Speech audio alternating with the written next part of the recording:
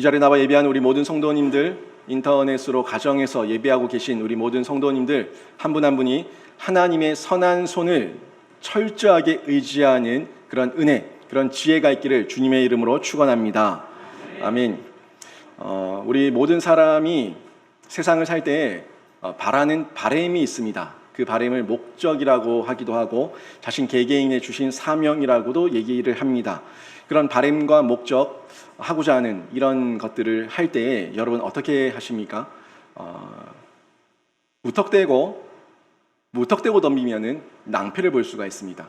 뭐든지 내가 하고자 하는 바가 있으면은 그 하고자 하는 바에 대해서 구체적인 계획을 세우고 준비를 하면서 찬찬히 살펴보는 중에 도전하는 사람들이 지혜롭다고 얘기를 하죠. 물론 순간적인 순발력과 또 결단력이 필요하지만 그 순발력과 결단력을 아무 생각 없이 덤비는 것을 얘기하는 건 아닙니다. 잘 준비하고 있다가 기회가 주어졌을 때 그 기회를 딱 잡아가지고 정확하게 해내는 사람, 이런 사람을 지혜롭다고 얘기를 하는데 여러분 어떻습니까? 우리가 이 세상에 살면서 뭔가를 하고자 할 때, 바라는 바램을 이루고 뭔가를 이루고자 할 때에 모든 게 내 마음대로 되지가 않아요. 항상 내가 있는 공동체든 내가 있는 가정이든 내가 있는 직장이든 이 나라든 모든 곳에서 항상 내가 우두머리에 있지 않거든요. 항상 내가 지도자, 최고 통치자의 자리에 있지 않다 보니까 항상 이 문제들을 해결해 나가기까지는 어려움들이 있을 수 있습니다. 그런 어려움들을 하나하나 극복하면서 또 헤쳐나가면서 나가는 거죠. 나가는 거예요. 그 나가는 과정 가운데 어려움이 있다 보니까 미리 기도도 하고 준비도 하고 계획도 하고 이러는 과정을 통과하게 되는데 어떻습니까? 이 정부, 이 우리나라, 이 나라에도 위정자들이 있죠. 집권자들이 있습니다. 교회에도 당회가 있고 장로님들이 있고 또 담임 목사, 당회장이 있습니다. 그리고 직장에도 어떻습니까? 상사들이 있죠. 나의 직속 상관들이 있어요. 그리고 가정에 가도 나를 낳아주고 나를 길러주셨던 부모님이라고 하는 또 지도자들이 다 있습니다. 모든 곳곳에 그런 작든 크든 이 지도자들, 통치자들, 하나님께서 권위를 주신 분들이 다 있다는 것을 저희가 확인하게 되는데 물론 모든 통치의 근본적인 최고 통치자는 우리 하나님이십니다. 그런데 하나님께서 그 통치를 하기 위해서 사람을 세우신다고요. 사람을 세우시고 조직을 만들고 공동체를 만들어서 그 공동체 안에서 사람과 사람 안에서 질서라는 걸 만드는 이런 흐름을 하나님께서 보여주고 있다는 걸 우리가 볼 수 있지 않습니까? 어떻습니까? 이런 흐름 속에서 질서라는 것이 만들어지는데 이 질서 속에서 서로 충돌될 때가 있어요. 특히나 어떤 경우냐면은 이런 경우입니다. 모두가 하나님을 다 믿지 않아요.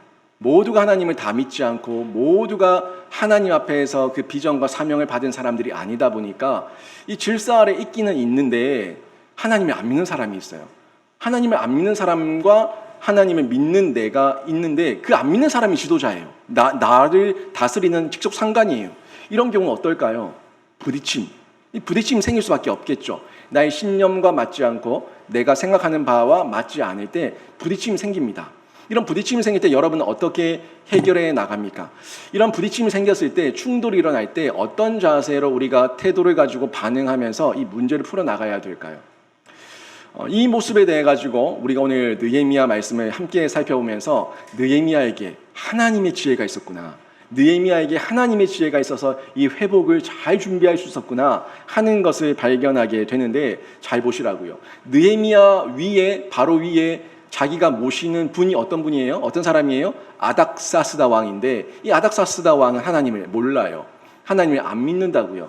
거기다가 역사에 의하면 아닥사스다 왕은 변덕이 굉장히 심했다는 이 주장들이 있습니다. 그러다 보니까 그런 역사의 기록들이 있다 보니까 이 느헤미야가 모시고 있는 아닥사스다 왕이에요. 절대 권력자예요. 어떻게 보면 법보다도 더 위에서 군림하고 있는 이 아닥사스다 왕을 절대 권력자를 지금 모시고 있는데 이 사람이 변덕스럽다는 거죠. 얼마나 두려운 마음 가운데 이 왕을 지금 모시고 있겠습니까? 그 가운데에 저희의 모습을 돌아보게 되면은 우리가 살고 있는 직장이든 가정이든 어떤 이 나라든 이 여러 크든 작든 공동체 속에서 모두가 예수 믿지 않는다는 겁니다. 예수 믿지 않는 사람들이 있을 수 있어요. 예수 믿는 사람이 있을 수도 있지만 예수 안 믿는 사람도 있다 보니까 그 사람들이 힘이 세요. 고집이 세요. 권력이 세요. 거기다 변덕스러워요. 하면은 우리에게도 위협스러운 그런 상황들이 벌어질 수가 있고 그 상황 가운데 이 문제를 해결해 나가는 지혜, 이 지혜가 필요한데 느헤미야를 통해서 오늘 확인하고 찾아볼 수가 있다는 겁니다. 우리가 어떤 자세로 이 어려움들, 이런 문제들을 헤쳐나가야 되는지 하나님께서 느헤미야에게 어떤 지혜를 주셨는지 한번 살펴보게 되는데 먼저는 느헤미야에게 있었던 모습은 기도의 인내의 모습이었어요. 기도하는 중에 인내하는 모습. 기도하면서 인내한다는 것은 기다린다는 겁니다. 기다린다는 거예요. 여러분은 기도를 하면은 어떻습니까? 바로, 즉각, 즉시. 바로, 즉각, 즉시. 하나님께서 내가 원하고 내가 계획하고 내가 바랬던 대로 내가 생각했던 그대로 다 이루어지면은 그게 응답이라고 생각하는 경우가 많은데 아니에요. 느헤미야를 보면서 느헤미야에게도 기도의 기다림이 있었다는 걸 볼 수가 있는데 여러분 오늘 2장 1절 말씀 한번 보실까요? 2장 1절 말씀 보시면 아닥사스다 왕 제20년 니산월에 왕 앞에 포도주가 있기로 내가 그 포도주를 왕에게 드렸는데 이전에는 내가 왕 앞에서 수심이 없었더니 아멘. 지금 이 때를 얘기하고 있습니다. 지난번 1장에서 보면은 아닥사스다 왕 제20년 기스르월이라고 얘기를 했고요. 지금 오늘 2장 1절에서는 시간이 흘렀습니다. 시간이 흘러서 2장 1절에서 아닥사스다 왕 제20년은 같은데 니산월이라고 얘기를 하고 있는 걸 보게 되죠. 그러면 지금 기스르월과 니산월 간의 이 간격이 시간적 차이가 어느 정도겠습니까? 태양력으로 이렇게 따지게 되면은 기스르월은 11월경으로 보게 되고 니산월은 약 3월경으로 보게 되는데 약 4개월 정도가 지난 시점이라는 걸 볼 수가 있습니다. 그런데 1장에서 저희가 봤지만 이 느헤미야의 기도를 보지 않았어요. 느헤미야 어떻게 기도했습니까? 느헤미야가 자신의 모든 죄를 자백합니다. 자신의 죄, 민족의 죄, 아버지의 죄를 다 고백하면서 기도하고 금식하며 기도했다고 얘기하고 있고 울며 기도하고 있고 간절한 마음으로 간절하게 정말 하나님 앞에 부르짖고 있는 이 기도를 이 느헤미야가 드렸다는 걸 볼 수가 있는데 어때요? 여러분이 너무너무 간절하게 너무너무 사모하면서 하나님께 그렇게 기도를 했는데 하나님께서 4개월 동안 여러분이 기도를 안 들어줘요. 여러분에게 4개월 동안 아무런 변화가 일어나지 않아요. 그럼 여러분 어떤 마음이 들겠습니까? 우리 하나님 왜 이러십니까? 도대체 왜 이러십니까? 이런 원망이라든지 또 불평이라든지 이런 마음 생기지 않겠어요? 그런데 이 느헤미야가 4개월 동안 기도했는데 느헤미야에게도 아무런 변화가 일어나지 않았어요. 그런데 느헤미야는 어떻게 대처하고 있었을까요? 실망했을까요? 괴로워했을까요? 원망했을까요? 하나님을 부인했을까요? 느헤미야는 어떤 모양과 어떤 마음을 가지고 기도했을까요? 오늘 말씀을 통해서 함께 살펴보게 되는데 여러분 우리가 기도할 때 개인의 계산과 혈기로 하나님을 판단하면 안 됩니다. 내가 계산한 그때가 하나님 때가 아닐 수 있어요. 내가 계산한 그 계략과 전략이 하나님의 방법이 아닐 수가 있어요. 이 모습들을 우리가 인정하면서 기도를 해야 되는데 우리는 내 계산이 너무 앞서고 내 혈기와 내 계획이 너무 앞설 때가 많이 있다는 겁니다.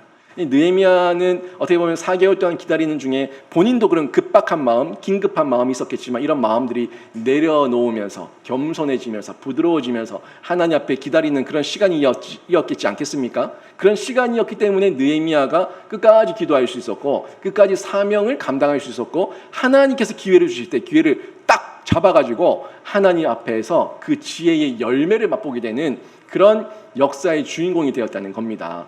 여러분 그래서 저희가 이런 기도를 하게 될 때에 나의 지혜가 아니라 하나님의 지혜를 가지고 기도한다는 것, 이 부분을 먼저 생각해야 되고요. 또 이 느헤미야의 영적 근심이 내가 할 수 없는 것이라면은 내려놓는 것도 배워야 돼요. 그러니까 보세요. 느헤미야가 지금 하고자 하는 건 뭡니까? 민족이 자신의 민족과 자신의 도성, 자신의 고향이었던 그 도성 예루살렘에 이 성벽이 다 허물어지고 성벽이 없다 보니까 외적들과 도적대들의 이 침략 때문에 민족이 능욕을 당하고 있단 말입니다. 능욕을 당하고 있어요. 바라는 건 뭐예요? 성벽을 재건하는 거예요. 성벽을 재건하고 자기 민족을 보호하는 거예요. 그런데 이게 지금 느헤미야의 입장에 살 수 있는 겁니까? 느헤미야 입장에 살 수 있어요? 할 수 없어요. 이걸 하려고 하면은 인력이 필요하죠. 지도력이 필요하죠. 또 허락이 필요하죠. 재물이 필요하죠. 목재들이 필요하죠. 여러 가지 국가적으로 도와주는 이 행정력, 또 여러 가지 어떤 상황들이 맞아 떨어져야지, 물질적인 부분부터 여러 가지가 맞아 떨어져야지 할 수가 있는데, 그냥 왕 앞에서 섬기고 있는 신하였던 본인에게는 자신의 영역도 아니었고 관할 부분도 아니었고 할 수가 없어요. 그러다 보니까 내가 할 수 없는 부분은 뭐합니까? 포기하는 게 아니라 하나님께 철저히 맡기는 거예요. 철저히 맡기는 거예요. 여러분이 할 수 있는 거 그냥 하면 되는 거예요. 여러분에게 이미 할 수 있는 힘을 주시고 의지를 주시고 능력을 주셨으면 하면 되는 겁니다. 하면 되는데, 사람들이 이 기도를 할 때 내가 할 수 있는 영역과 내가 할 수 없는 영역에 대한 구분을 잘 못해요. 내가 할 수 있는 영역인데도 불구하고 하나님 할 수 있도록 힘을 주시옵소서. 벌써 줬는데 안 하는 건 본인이야. 안 하는 건 본인인데 할 수 있음에도 불구하고 하나님 할 수 있는 힘을 주시옵소서라고 얘기하면서 내가 안 하는 이유가 누구 탓으로 돌려요? 하나님께 돌려요. 아니에요. 여러분이 할 수 있는 거 그냥 하면 되는 겁니다. 여기 물이 있는데 이 물 제가 마실 수 있을까요? 없을까요? 마실 수 있어요. 이 앞에 두고 하나님 저에게 물을 마시게 해주시옵소서 하는 거는 제가 하나님 시험하는 겁니다. 그냥 들고 마시면 되는 거예요. 여러분이 할 수 있는 거 그냥 하시면 되는 거고, 내가 할 수 없는 영역이 있잖아요. 그거는 사람이 알아요. 내가 할 수 있는 영역인지 내가 할 수 없는 영역인지. 내가 할 수 없는 영역은 하나님께 맡기는 거예요. 맡기되 부정적인 시각에서 기도하는 것이 아니라 기대하면서 기도하는 거예요. 4개월이 지난다, 5개월이 지난다, 1년이 지난다, 2년이 지난다. 그래도 부정적이 아니라 기대하면서 기도하는 거예요. 하나님, 4개월이 지났네요. 5개월이 지났네요. 6개월이 지났네요. 이런 마음이 계속 들면은 이 마음에 부정적인 생각이 앞섭니다. 그러면 하나님 도대체 왜 이러십니까? 도대체 저에게 왜 이렇게 기다리게 하십니까? 하는 원망이 나오게 되는데, 이런 기도, 하나님 얼마나 저에게 좋은 걸 주시려고 이렇게 기다리게 하십니까? 하는 마음의 기도를 하게 되면 어떤 마음이겠어요? 기대하는 마음이 들어요. 기대하는 마음이 들어요. 제가 13년 만에 아이를 낳았다 얘기하지 않았어요? 근데 제 마음 가운데는 솔직하게 부정적인 마음이 있었어요. 하나님 저한테 왜 이럽니까? 목회자가 이 10수년 동안 기도하고 있는데 이렇게 자녀도 없고 기도의 응답도 없고 기도의 간증도 없는 제가 무슨 성도들이 기도하라고 말할 수가 있겠습니까? 하나님 너무한 거 아닙니까? 이런 마음이 있었다고요. 그런데 제 아내는 이렇게 기도를 했다고 그러더라고요. 하나님 얼마나 좋은 산삼을 주시려고 이렇게 기도하게 하십니까? 이런 마음. 이게 어떻게 보면은 마음의 차이예요. 마음의 차이인데, 저 같은 마음을 가지고 하면은 불평이 나오고 투정이 나오지만, 제 아내 같은 마음을 가지고 기도하게 되면은 기대하는 마음이 생기는 거예요. 희망이 생기는 거예요. 소망이 생기는 거예요. 그래서 제 아내가 저보다 신앙이 낮다 하는 얘기를 하는 건데 저보다 나은 것 같아요. 아무튼 그러는데 이런 마음을 가지고 기도할 때 하나님의 때에 하나님의 방법으로 일하시면은 하나님께서 그 모든 것들을 클리어하게 깨끗하게 해결하시는 줄로 믿습니다. 느헤미야가 지금 이런 기도의 긍정을 가지고 기대하는 마음을 가지고 기도했다는 건데, 실제로 그랬어요. 본인이 할 수 있는 게 없었어요. 본인이 할 수 있는 게 없다 보니까 본인이 할 수 있는 거에 열심히 하는 거예요. 뭘 할 수 있어요? 기도하는 거 열심히 할 수 있죠. 열심히 하는 거예요. 사실 성벽을 쌓는다는 거는 목재, 돌, 여러 가지 어떤 인력과 어떤 재력들이 필요하고 물질들이 필요하고 또 노동력도 필요하고, 거기에 그 일을 할 수 있도록 국가적인 어떤 허락도 필요하고, 기후, 상황, 환경 여러 가지들을 고려하면서 성벽을 지어야 되거든요. 그러다 보니까 마음껏 자기 마음대로 할 수가 없었어요. 이런 가운데 하나님께서 이 느헤미야에게 기다리게 하시고 인내하게 하시면서 믿음을 가지고 준비하게 하시면서 이 모든 것들을 하나하나 풀어나가는 지혜를 주신 거죠. 지혜예요. 기다림도 지혜예요. 기다릴 줄 아는 것도 지혜고 기대하는 것도 지혜고, 모든 것이 하나님 지혜 가운데 풀어지게 되는데, 중요한 건 이거예요. 중요한 건 뭐냐면, 느헤미야가 정말 자신의 마음 가운데, 자신의 혈기, 자신의 생각 가운데는 급했어요. 간절했어요. 그런 상황이었지만 끝까지 내가 먼저 앞서지 않고, 하나님보다 내가 먼저 앞서지 않고 하나님을 앞세우면서 하나님을 믿고 기다렸다는 이 겸손한 모습, 이게 중요하다는 겁니다. 그리고 신하였던 본인의 입장을 그대로 인정하는 거죠. 나는 신합니다. 제가 결정권자가 아닙니다. 저는 신합니다. 하나님 길을 열어 주시옵소서. 이렇게 기도하는 중에 겸손하게 왕에게 나가고 질서에 순종하고 예의 바르게 나갔더니 하나님께서 왕의 마음을 움직이셔가지고 허락하게 하셨던 이런 모든 것들을 우리가 주의 깊게 봐야 될 영역이라는 겁니다. 제가 예전에 코로나 시대를 겪으면서 국가와 정부의 관계에 대해서 한번 얘기를 하면서 우리가 어떻게 순종해야 되는가 하는 부분을 말씀드린 적이 있는데 원칙은 이거예요. 원칙은 성경은요, 정부의 집권자, 위정자, 직장의 상사, 교회의 목회자, 가정의 부모, 그런 어떤 하나님께서 권위를 허락하셔가지고 세우신 그 사람들에게는 순종할 것을 명령하고 있습니다. 이게 원칙이에요. 그렇지만 어길 수 있는 범위, 이걸 넘어설 수 있는 범위, 여기에 순종할 수 없는 범위를 제가 분명히 말씀드렸죠. 하나님의 법을 어기는 것, 하나님 앞에서 배교하게 하는 것, 이 부분에서는 절대 타협할 수 없는 영역이라는 것을 말씀을 드렸는데, 이렇다면은 배교하는 영역이 아니다, 하나님의 법을 어기는 영역이 아니다 라고 한다면 순종해야 되는 거예요. 순종하되 그 사람이 내가 보기에는 못마땅할 수 있어요. 아유, 사람이 왜 저렇게 못났어, 사람이 왜 저렇게 인격이 안 됐어, 왜 이렇게 됨됨이가 안 됐어 라고 생각할 수가 있는데, 우리가 그 사람에게 순종해야 될 이유는요, 그 사람이 인격이 풍부하고 풍성해서가 아니라 하나님께서 그 사람에게 맡기신 역할 때문이에요. 직분 때문이에요. 그 역할과 직분의 권위가 있거든요. 역할과 직분의 권위가 있기 때문에 그 사람의 됨됨이를 보고 순종하는 것이 아니라 하나님께서 맡기신 권위, 그 역할과 직분 앞에서 우리가 순종하는 거예요. 이런 뜻으로 저희가 받아들여야 되는데, 지금 이 느헤미야가 봤을 때에도 아닥사스다 왕은 변덕스럽고 그렇게 인격적으로 됨됨이로 봤을 때 순종할 만한 사람이 아니지만 하나님의 그 법 아래에서 법을 어기고 배교하게 하는 영역이 아니니까 모든 게 그 사람에게 주어진 권위 아래에 있으니까 그 아래에서 순종하고 있는 이 느헤미야의 모습을 볼 수가 있다는 겁니다. 이 질서를 성경적 근거와 명확한 명분 없이 어긴다면은 공동체를 흔들 수밖에 없거든요. 국가의 기강을 흔들 수밖에 없거든요. 그렇다 보니까 이 질서 아래에서 순종하는 거예요. 하지만 성경의 명분, 근거 가 있을 때는 거기에 대해서 다른 소리를 낼 수 있지만, 그런 게 아닐 때는 공동체, 국가든 교회든 가정이든 이 모든 공동체에 순종해야 되는 것이 역할인데, 우리들의 모습인데, 이 가운데 겸손하게 이해를 갖춰가지고 왕의 마음을 움직이는 느헤미야의 지혜, 이 지혜를 볼 수가 있다는 겁니다. 하나님은 질서에 순종하는 중에 우리를 훈련시키세요. 사실 그 순종한다는 게 참 마음이 내키지 않거든요. 사람이 자꾸 보이잖아요. 사람이 보이다 보니까 너나 잘하세요 이런 마음도 생기고, 막 그 사람을 보면서 마음에 불편한 마음이 생기는데, 그런데도 불구하고 그 가운데 명분이 없다면, 근거가 없다면, 하나님의 명령이라면 순종하는 중에 내 마음이 겸손해져요.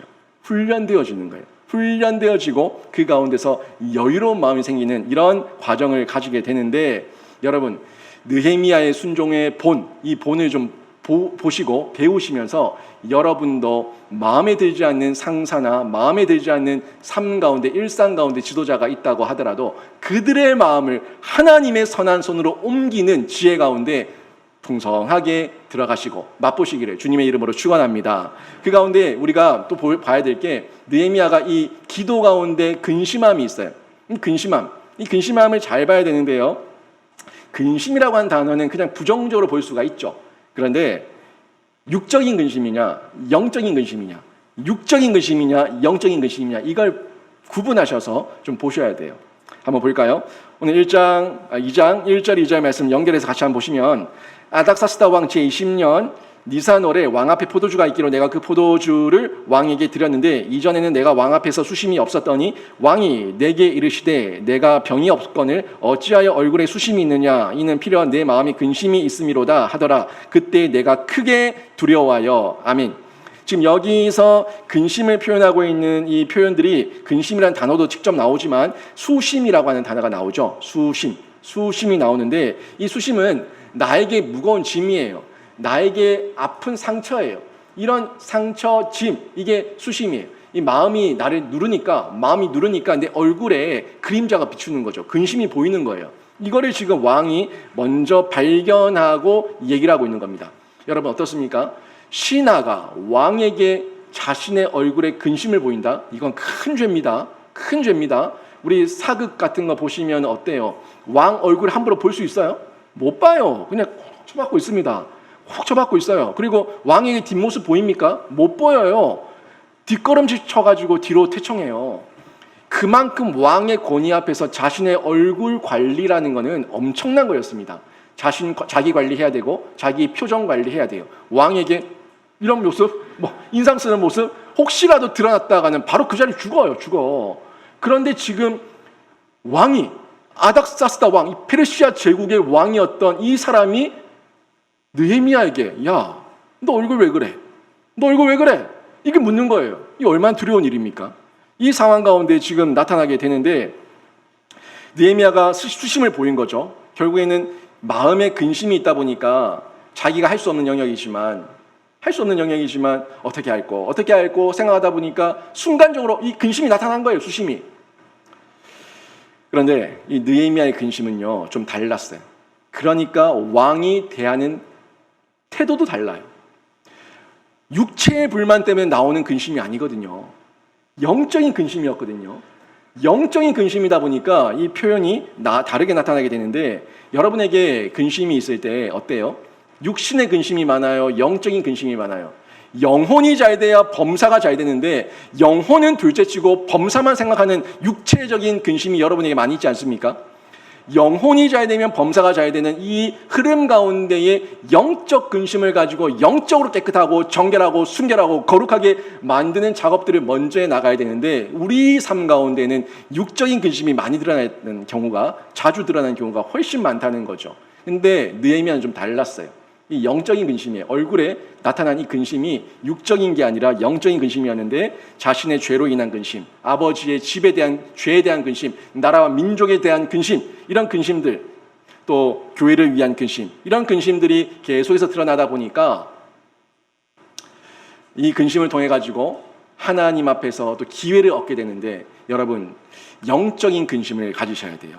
육적인 근심에 매이지 마시고 영적인 근심으로 바꿀 수 있어야 돼요. 이게 느헤미야의 근심에서 배우게 되는 근심인데 하나님, 제가 육적인 근심에 매여가지고 제가 안절부절 못하는 것이 아니라 하나님의 뜻을 묻고 하나님의 뜻을 발견하고 하나님 앞에서 내 죄를 회개하고 자복하는 가운데 영적인 근심을 통해 가지고 하나님의 영광이 드러날 수 있는 기회가 만들어지게 해 주시옵소서. 이런 기도를 저희가 드릴 수 있어야 된다는 겁니다.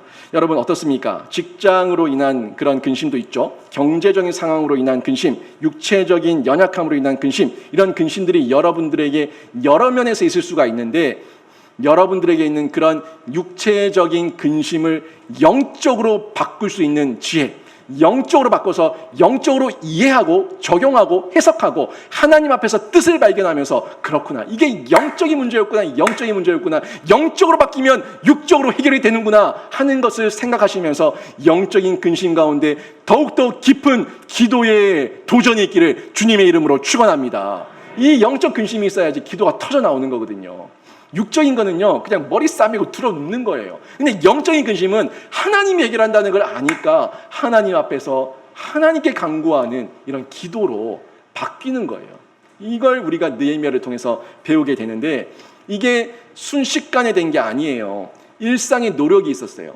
일상의 노력을 통해 가지고 느헤미야에게 나타나게 되는데 여러분 이 일상의 노력 가운데 느헤미야를 통해 볼 수 있는 것은 먼저는 겸손함입니다. 이 겸손함을 느헤미야의 말투, 어투, 행동 하나하나에서 볼 수가 있는데 3절 말씀 한번 보실까요? 3절 보시면 왕께 대답하되 왕은 만세수를 하옵소서. 내 조상들의 묘실이 있는 성읍이 이제까지 황폐하고 성문이 불탔사오니 내가 어찌 얼굴에 수심이 없사오리까 하니. 아멘. 지금 느헤미야가 자신에게 수심이 있는 것을 고백하면서 자신의 근심은 영적 근심이었고 민족을 위한 근심이었다는 것을 얘기하고 있어요. 그런데 아까 2절 하반부에 보면은 느헤미야가 크게 두려워했다고 얘기하고 있어요.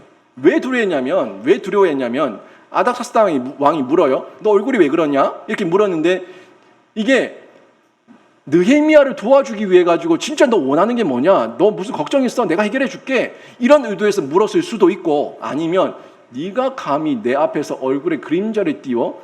너 죽을래? 이런 의도에서 물었을 수도 있어요. 그러니까 지금 아닥사스다 왕이 어떤 의도를 가지고 물었는지 모르다 보니까 느헤미야가 두려운 거죠. 두려웠는데 그 가운데서 지혜롭게 겸손하게 바짝 엎드리면서 왕의 마음을 움직이는 이 지혜를 보시라고요. 이 지혜를 보시라고요.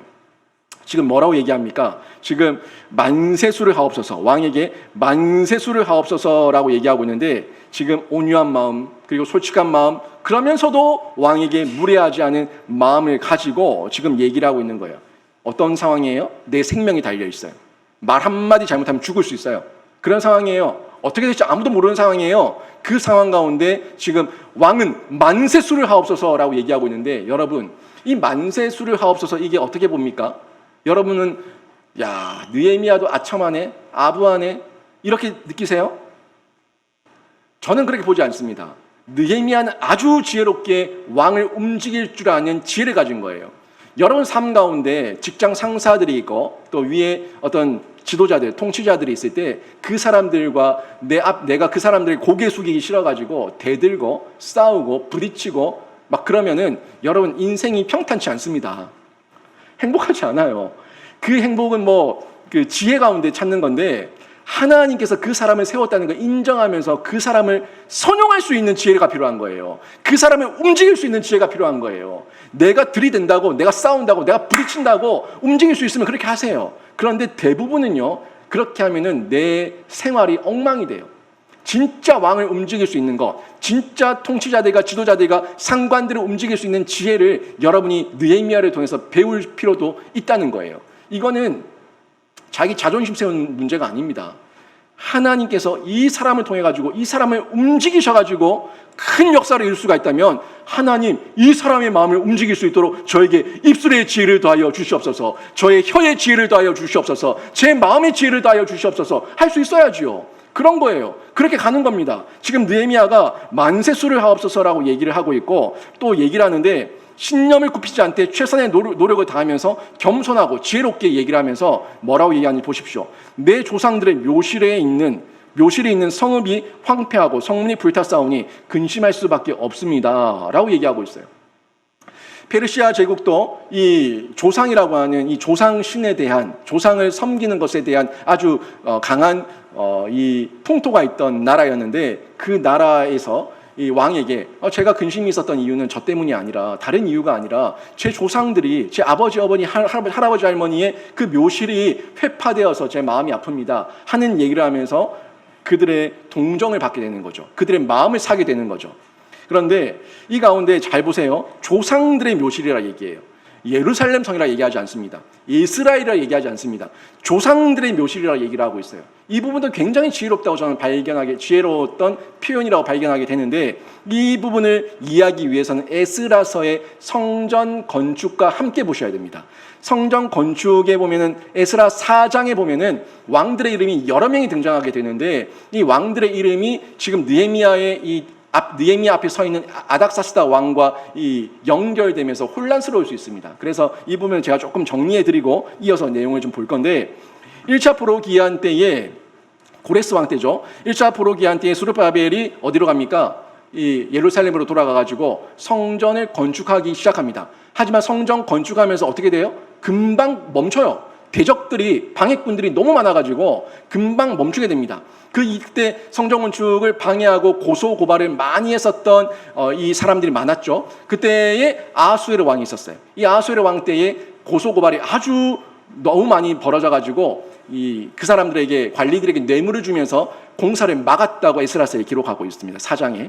그리고 나서 아닥사스다 왕 때의 성전 건축이 중단이 되고요. 그리고 성전 건축이 재개가 된 거는 다리오 왕 2년 때에 다시 성전 건축이 재건됐다고 얘기하고 있고, 다리오 왕 때에 완공이 되게 되죠. 제2성전. 그러니까 솔로몬 성전이 제1성전이고 스룹바벨 성전이 제2성전인데 제2성전이 그때 완공하게 되죠. 그리고 나서 그 이후에 에스더가 등장하게 되는데, 에스더가 자신의 남편, 부군이었던 사람이 아하수에로인데 그 300 용사 보셨는가 모르겠는데, 그 300 용사에 보면은 크세르크세스라고 나오는 그 페르시아 왕, 이 사람이 아하수에로예요.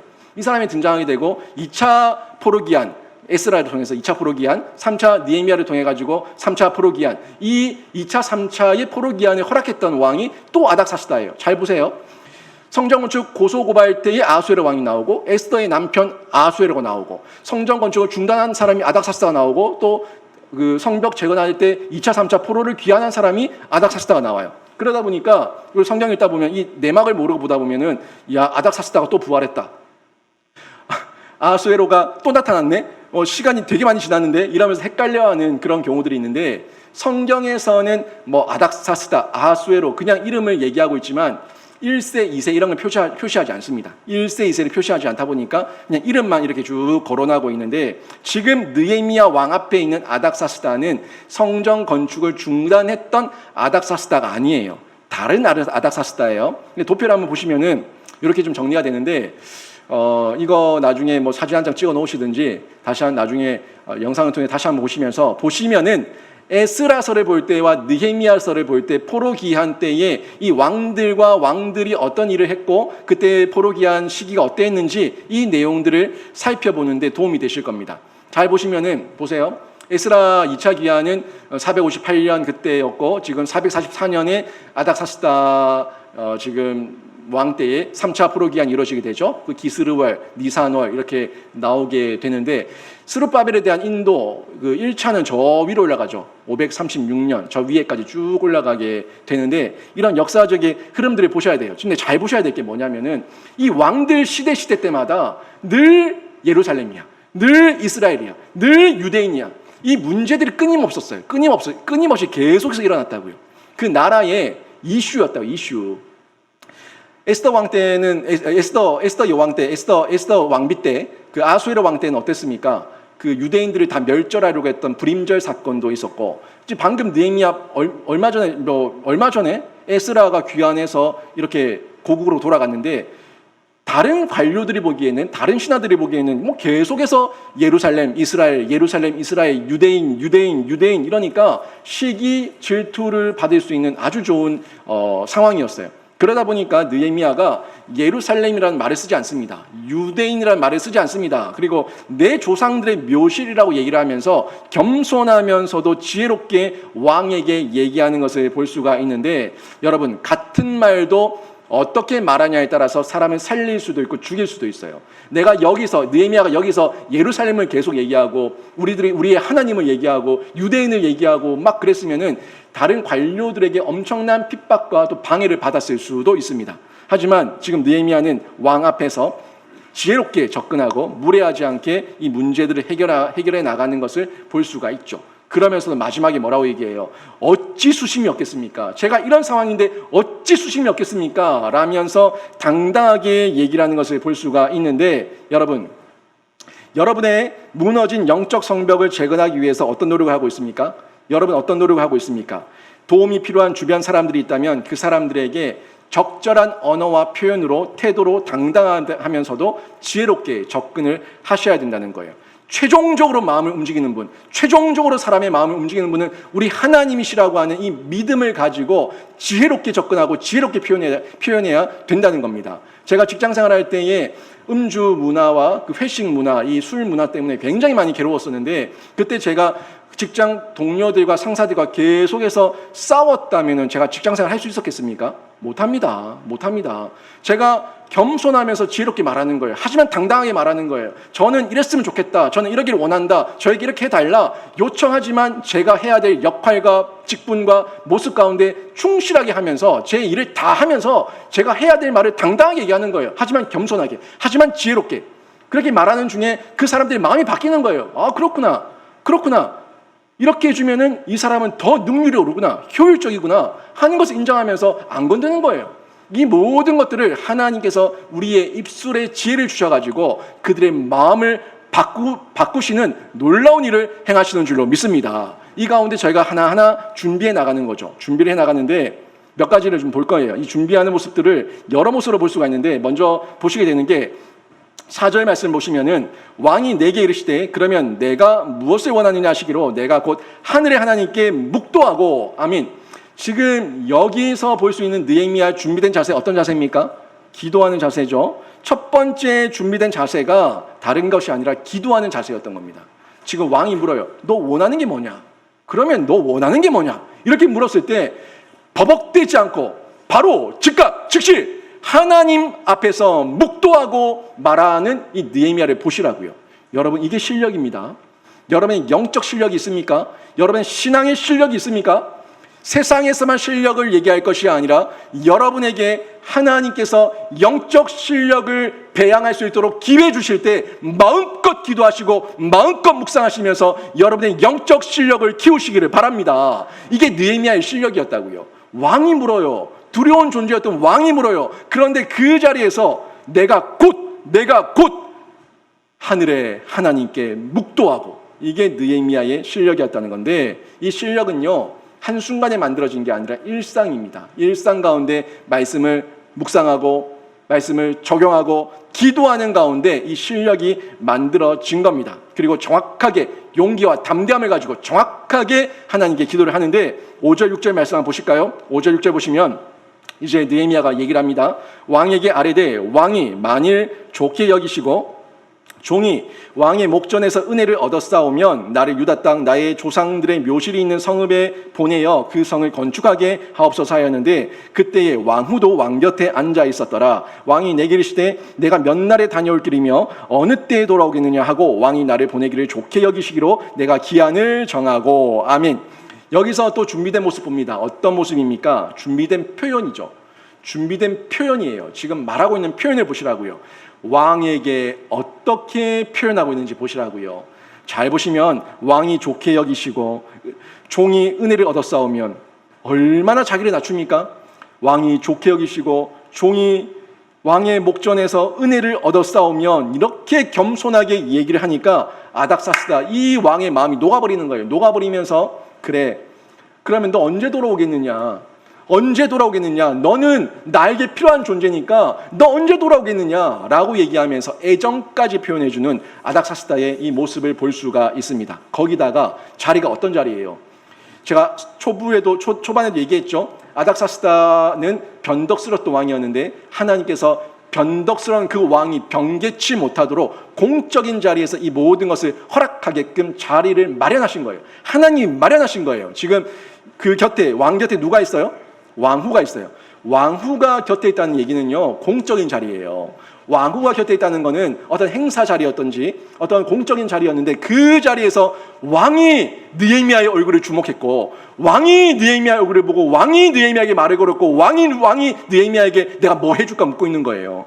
그러니까 얼마나 공적인 자리입니까? 이 공적인 자리 가운데 모든 것을 완벽하게 준비하셔가지고 변개하지 못하고 하나님의 큰 역사를 이루시는 하나님의 놀라운 지혜를 볼 수가 있는 겁니다. 느헤미야의 지혜를 통해서, 느헤미야의 지혜를 통해 가지고 하나님께서 펼치시는 거예요.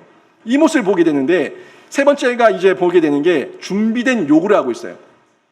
느헤미야가 준비된 기도의 모습, 준비된 태도, 그리고 이 표현, 그리고 준비된 이 요구를 구체적으로 하게 되는데, 7절부터 8절 말씀 같이 한번 보십시오. 제가 읽어드립니다. 내가 또 왕에게 아뢰되 왕이 만일 좋게 여기시거든, 또 얘기하죠. 왕이 만일 좋게 여기시거든 강서쪽 총독들에게 내리시는 조서를 내게 주사 그들이 나를 용납하여 유다에 들어가기까지 통과하게 하시고, 또 왕의 삼림감독 아삽에게 조서를 내리사 그가 성전에 속한 영문의 문과 성곽과 내가 들어갈 집을 위하여 들보로 쓸 제목을 내게 주게 하옵소서 하매 내 하나님의 선한 손이 나를 도우심으로 왕이 허락하고. 아멘. 여기서 보이시죠? 느헤미야가 근심 가운데 수심을 드러내고 이 왕에게 질문을 받게 되고 왕에게 말하게 되는데 어때요? 너무 구체적이지 않습니까? 너무 구체적이지 않아요? 구체적으로 지금 얘기하고 있는 걸 볼 수가 있어요. 이 얘기는요, 느헤미야가 4개월 동안 기도하는 중에, 그렇게 인내하면 기도하는 중에 하나님께서 주신 지혜가 충만해서 왕의 도움을 통해서 내가 어떻게 해야 될지를 구체적으로 계획하고 생각하고 있었다는 것을 확인할 수가 있는 겁니다. 그래서 뭐라고 얘기합니까? 자유로이 오갈 수 있는 통행증을 주십시오. 그리고 성벽 재건에 필요한 목재를 주십시오. 그리고 왕의 삼림감독인 아삽이라는 것, 삼림감독이 아삽이라는 것까지 다 확인해가지고 그에게 조서를 내려가지고 나에게 필요한 것들을 다 내어주게 하십시오 라고 얘기하고 있습니다. 이렇게 구체적으로 요구를 하고 기도하고 있으니까 하나님께서 이 모든 것들을 하나님의 선한 손이 도우심으로 왕이 허락하게 하셔가지고 일을 착착 진행하게 하시는 것을 볼 수가 있는 겁니다. 여러분 주변에 무너진 성벽을 재건하기 위해 지금부터 기도로 준비하고 하나님의 지혜로 준비하시기를 바랍니다. 언제 여러분에게 언제 여러분에게 영적 구원, 영혼 구원의 기회가 주어질지 모릅니다. 여러분 준비하고 계셔야 돼요. 가족 구원을 원하신다면, 자녀 구원을 원하시고 남편 구원을 원하신다면 여러분 준비하고 있어야 됩니다. 언제 여러분에게 기회가 주어질지 모르는데 그 기회 앞에 여러분 버벅대지 마시고 분명하게 말하십시오. 분명하게 말할 수 있는 그런 준비된 모습을 가지셔야 되는데, 베드로전서 3장 15절 말씀 한번 보십시오. 베드로전서 3장 15절 말씀 같이 한번 읽어보겠습니다. 시작. 너는 마음에 그리스도를 주로 삼아 거룩하게 하고 너희 속에 있는 소망에 관한 이유를 묻는 자에게는 대답할 것을 항상 준비하되 온유와 두려움으로 하고. 아멘. 보십시오. 뭐라고 얘기하고 있어요? 너희 마음에 그리스도 예수를 주로 삼아서 우리를 거룩하게, 먼저 내 자신을 거룩하게 하라고 얘기하고 있고요. 그리고 너희 속에 있는 소망 뭡니까? 우리 바램이에요. 바램. 우리가 요구하는 요구예요. 우리가 이루고 싶어하는 목적이에요. 목표예요. 그 영혼 구원에 대한 소망에 대해 가지고 묻는 자가 있다면 대답할 것을 항상 준비하되 온유와 두려움으로 하고, 온유와 두려움으로 하고. 이게 하나님께서 우리에게 준비시키시는 모습인데, 느헤미야가 그렇게 준비되어 있었기 때문에 분명하게 왕 앞에서도 당당하게 담대하게 말할 수 있었다는 것을 여러분 기억하시기를 바랍니다.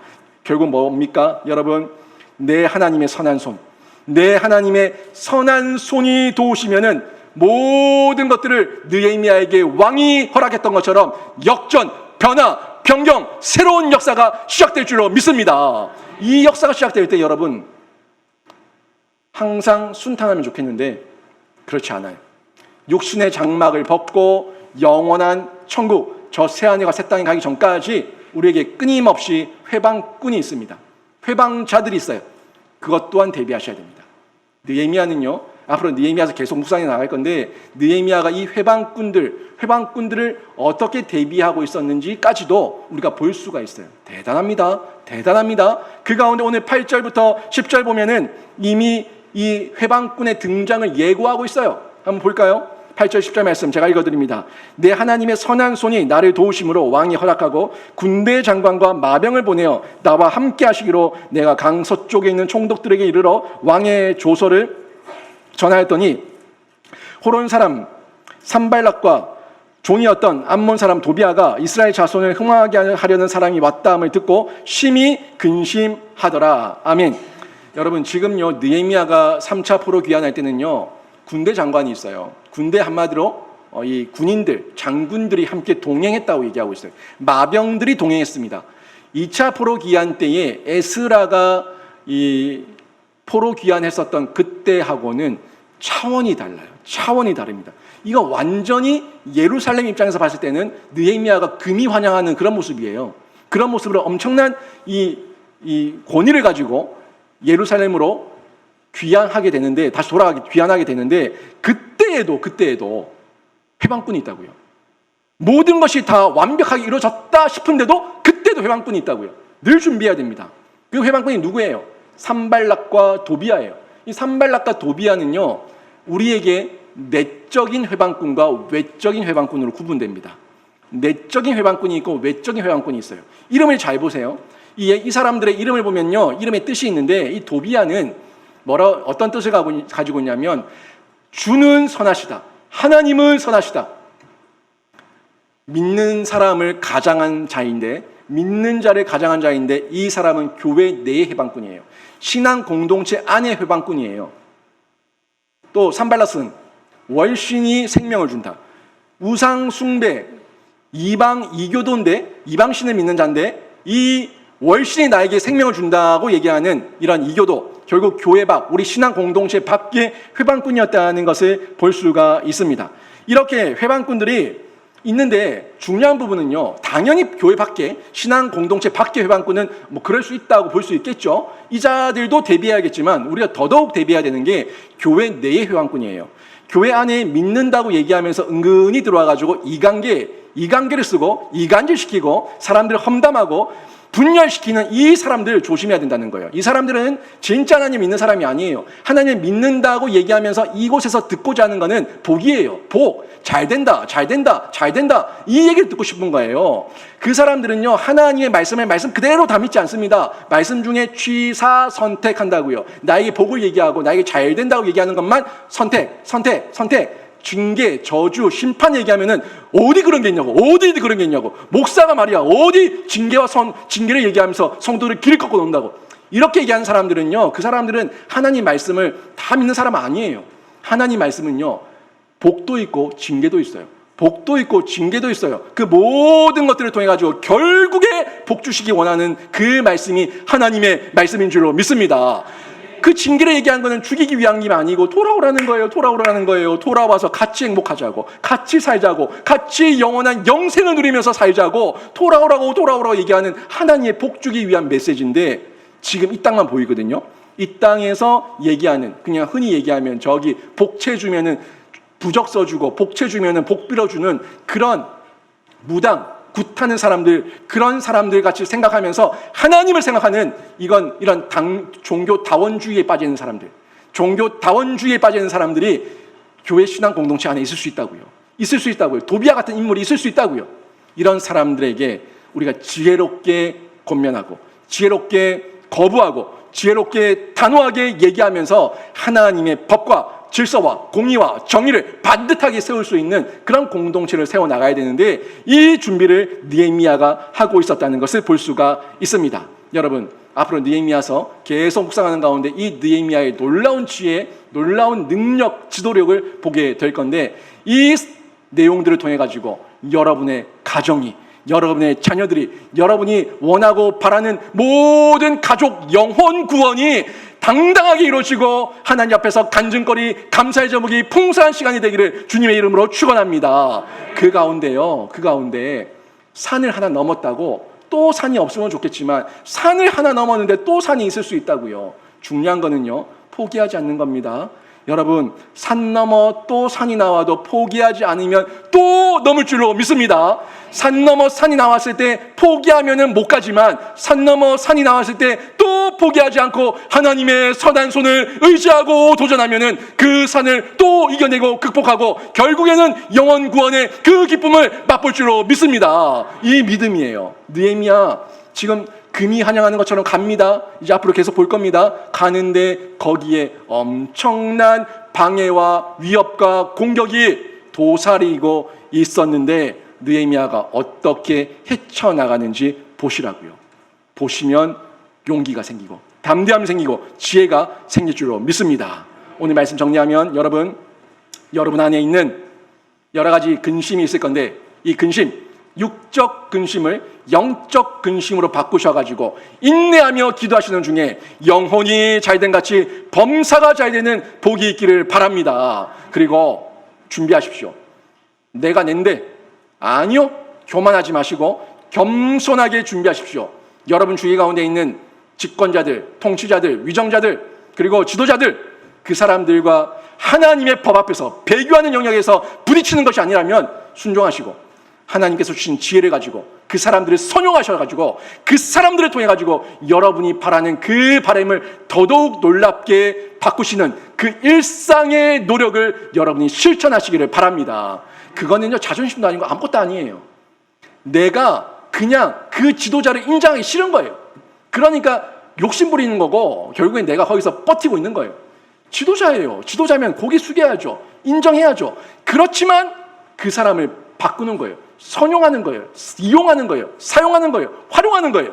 하나님의 지혜가 있으면은 그 겸손한 모습을 통해 가지고 여러분의 일상에 있는 그 모든 상황들을 바꾸시는 지혜로 나타날 줄로 믿습니다. 그리고 다가올 어려움, 회방꾼 준비하십시오. 대비하십시오. 그거 아무리 있어도 여러분은 갑니다. 그거 아무리 있어도 여러분은 승리합니다. 이게 중요한 거예요. 여러분이 갈 수 있다는 거. 하나님의 선한 손이 나와 함께하면 그 하나님의 선한 손을 철저하게 의지하고 그 가운데 지혜를 구하면은 결국에는 회복은 착착 준비되고, 여러분 모든 가정과 자녀들과 여러분이 원하는 영혼들이 구원받는 회복이 반드시 일어날 줄로 믿습니다. 이 믿음 가지고 승리하시는 귀한 성도들 다 되시기를 주님의 이름으로 축원합니다. 아멘.